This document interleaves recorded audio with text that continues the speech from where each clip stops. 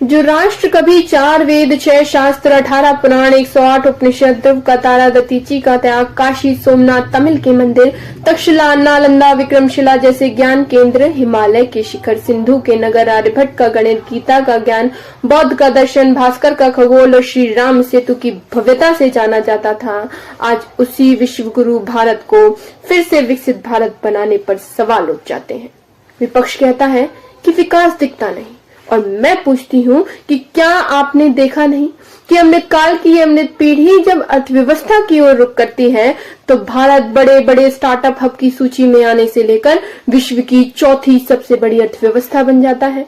यही अमृत पीढ़ी जब अंतरिक्ष और विज्ञान के क्षेत्र में प्रयास करती है तो चंद्रमा के दक्षिणी ध्रुव और सूर्य की कक्षा को चूमकर दुनिया को हतप्रभ कर देती है।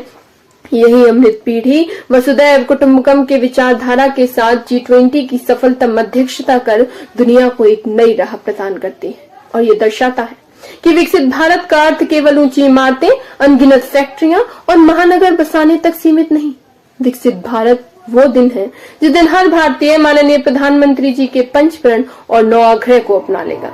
जिस दिन ये सामूहिक जनशक्ति खुद को पहचान कर भारतीय संस्कृति और विरासत पर गौरव के साथ गुलामी की मानसिकता से निकलकर मतभेद भूलकर एक सूत्र में संवेद स्वर में विकसित भारत बनाने का संकल्प लें। इतना ही नहीं, जिस दिन 140 करोड़ का ये भारतवर्ष मालदीव या दुबई जाने से पूर्व लक्षद्वीप या बांसवाड़ा जाएगा, जिस दिन से हम जैविक खेती और सतत विकास के दृष्टिकोण को अपनाएंगे, श्री अन्न को अपनाएंगे, योग खेल व्यायाम को जीवन का हिस्सा बनाएंगे, जिस दिन से हर स्त्री आधी रात में भी सड़कों पर सुरक्षित महसूस करेगी, जिस दिन से कोई नागरिक भूखा नहीं सोएगा और जिस दिन वोकल फॉर लोकल कुछ यूं उभरेगा